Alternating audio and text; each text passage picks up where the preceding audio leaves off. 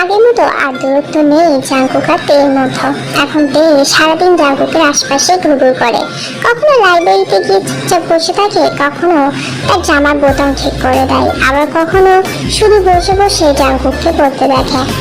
আর Jungkook সে না চাইতেও তেকে দেখতে বাধ্য হয়, কারণ তে সবসময় তার আশপাশেই ঘুরঘুর করে। একদিন দুপুরে জাঙ্কুক লাইব্রেরিতে বসে কাগজপত্র দেখছিল। তে ধীরে ধীরে ভিতরে ঢুকলো, হাতে একটা প্লেট। খেয়ে নাও। জাঙ্কুক তাকালো, কি এটা? আমি বানিয়েছি। সত্যি? তে গর্ব করে মাথা নাড়লো। জাঙ্কুক এক চামচ মুখে দিয়ে থেমে গেল। এটা কি? তে চিন্তিত হয়ে বলল, খারাপ হয়েছে। এটা তো নোনতা কেন? তে কয়েক সেকেন্ড চুপ করে রইল, তারপর আস্তে করে বলল, চিনি আর লবণ গুলিয়ে ফেলেছি হয়তো। জাঙ্কুক হেসে ফেলল। তার হাসিতে তে মুগ্ধ হয়ে তাকিয়ে রইল, কারণ জাঙ্কুক যখন হাসে তাকে পৃথিবীর সবথেকে সুন্দর মানুষ বলে তের মনে হয়। তখনই দরজায় টোকা পড়ল। আরেন ভিতরে ঢুকলেন, মুখ গম্ভীর। জাঙ্কুক, কথা আছে। জাঙ্কুক উঠে দাঁড়ালো। জি। আরেন কিছুক্ষণ থেমে থেকে বলল, তোমার বিদেশে পড়তে যাওয়া সব ব্যবস্থা হয়ে গেছে। মুহূর্তে ঘরটা চুপ হয়ে গেল।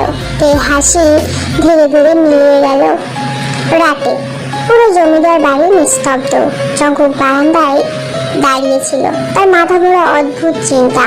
সে বিদেশে যেতে চায়, এটা তার অনেক দিনের স্বপ্ন, কিন্তু তেকে ছেড়ে যাওয়ার কথা ভাবতেই বুকটা ভারী লাগছে। ঠিক তখনই পেছন থেকে ছোট্ট গলা ভেসে এলো, সে পিছনে তাকালো। তে দাঁড়িয়ে আছে, চোখ দুটো কেমন ভেজা ভেজা। জাঙ্কুক ধীরে বলল, ঘুমাওনি? তে মাথা নাড়লো, তারপর খুব আস্তে করে জিজ্ঞাসা করলো, আপনি সত্যিই চলে যাবেন? জাঙ্কুক কয়েক সেকেন্ড চুপ করে রইল। তে মাথা নিচু করে ফেললো। কতদিনের জন্য? জানি না গো, অনেক বছর হতে পারে। তে কিছু বললো না, শুধু চুপচাপ দাঁড়িয়ে রইল। আর সেই চুপ থাকাটাই জাঙ্কুকের ভেতরটা কেমন করে দিল। পরদিন থেকে তে একদম শান্ত হয়ে গেল। আগের মতো আর দৌড়াদৌড়ি করে না, কম কথা বলে, সব সময় মন খারাপ করে থাকে। সেটা লক্ষ্য করে জিমিন বলল, তে কি হয়েছে? তে ছোট্ট গলায় বলল, কিছুই না। মিথ্যা। তে অনেকক্ষণ চুপ থেকে বলল, তোমার ভাইয়া সত্যিই চলে যাবে? বাড়িটা খালি লাগবে, তাই না? জিমিনের মুখটা নরম হয়ে গেল। সে তেকে জড়িয়ে ধরল। পাগলি মেয়ে, ও তো ফিরে আসবে আবার। তে আস্তে করে বলল, কিন্তু ততদিনে যদি উনি আমাকে ভুলে যান? এদিকে জাঙ্কুকের অবস্থাও খারাপ। সে যেখানেই যায় সেখানেই শুধু তের কথা মনে পড়ে। এদিকে ইউঙ্গি এই বিষয়টা নিয়ে বেশ বিরক্ত। তুই বিদেশে পড়তে যাচ্ছিস নাকি শোক পালন করতে শুনি? জাঙ্কুক দীর্ঘশ্বাস ফেলল। ভালো লাগছে না রে। কারণটা কি?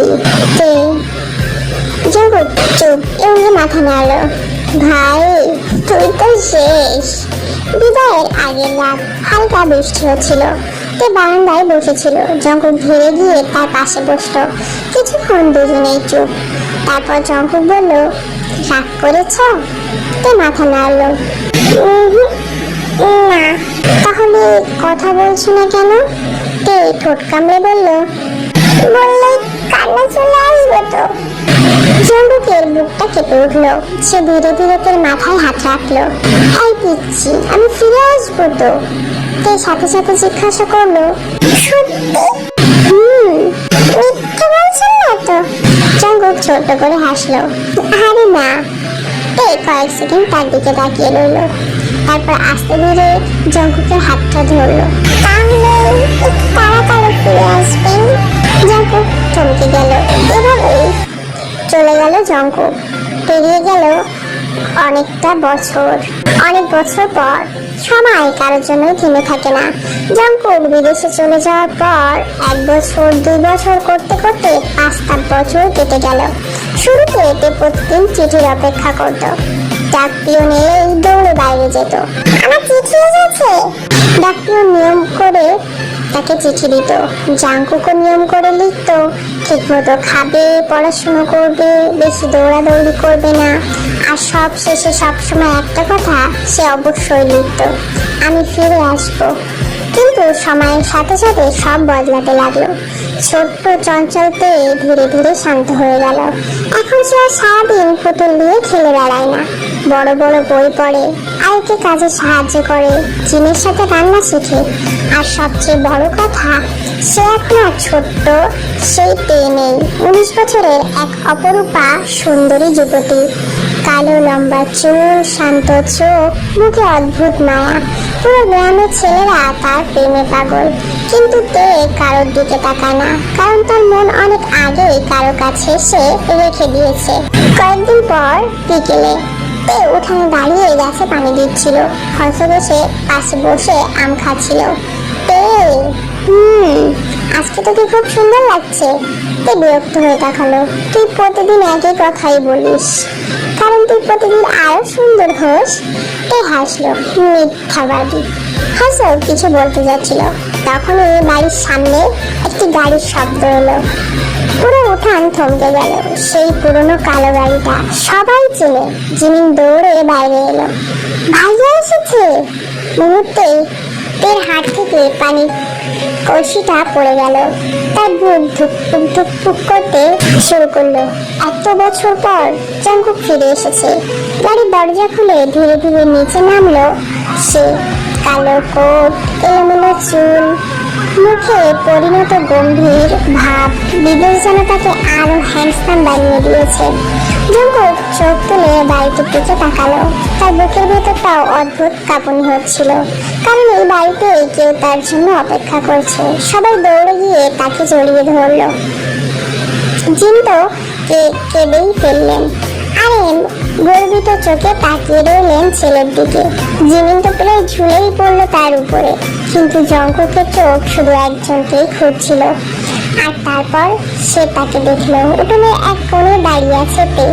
সাদা শাড়ি, খোলা চুল, বড় বড় শান্ত চোখ। জঙ্কুক পুরো থমকে গেল। এটা কি সত্যিই তে?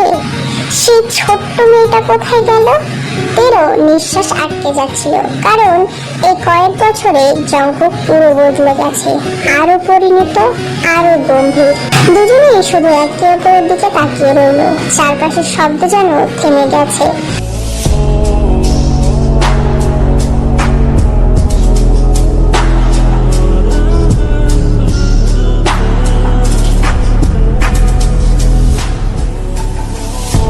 শেষে জঙ্কুক খুব আস্তে বলল, তেও ছোট্ট করে বলল, আপনি ফিরে এসেছেন। জঙ্কুক ধীরে ধীরে তার দিকে এগিয়ে এলো। তার চোখে অবিশ্বাস স্পষ্ট। তুমি এত বড় হয়ে গেছো। তে লজ্জা পেয়ে মাথা নিচু করলো। হসব পাশে দাঁড়িয়ে মুচকি হাসছিল।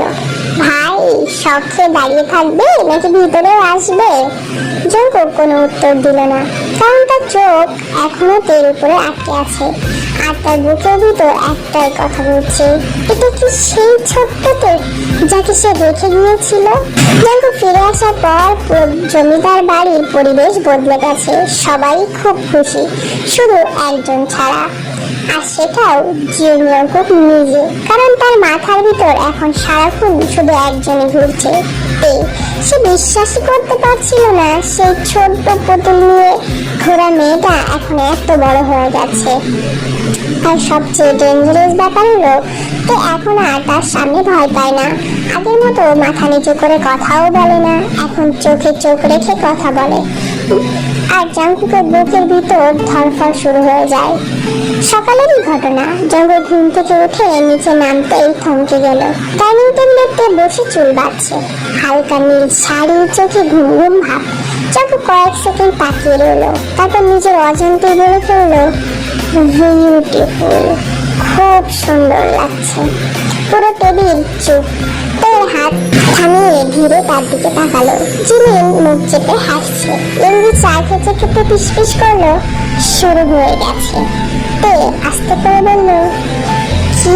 জঙ্কুক এবার বললো সে কি বলেছে, সাথে সাথে কাশতে লাগলো। না মানে শাড়িটা খুব সুন্দর। জিমিন সাথে সাথে প্রতিবাদ জানালো, মিথ্যে। জিমিন চুপ কর। এরপর থেকে জঙ্কুক অদ্ভুত বিহেভিয়ার করতে শুরু করলো। তে যেখানে যায় তার চোখও সেখানেই যায়। তে হাসলে সে তাকিয়ে থাকে, তে চুল ঠিক করলে সে তাকিয়ে থাকে, তে রাগ করলেও তার বেশ কিউট লাগে। সেদিন বিকেলে তে বাগানে দাঁড়িয়ে গোলাপ তুলছিল, হঠাৎ কাঁটায় তার হাত কেটে গেল। আহ! জঙ্কুক একটু দূরে দাঁড়িয়েছিল, সাথে সাথে দৌড়ে এলো, দেখি সে তার হাত ধরে ফেললো। তে থমকে গেল, কারণ জঙ্কুকের হাত এখন আগের মতো উষ্ণ। জঙ্কুক বিরক্ত হয়ে বলল, সাবধানে কাজ করতে পারো না? তে ছোট্ট করে বলল, এতটুকুই কেটেছে। এতটুকু?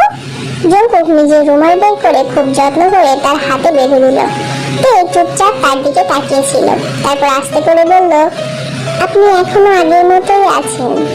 জঙ্কুক তাকালো, মানে আমার কিছু হলে প্যানিক করা?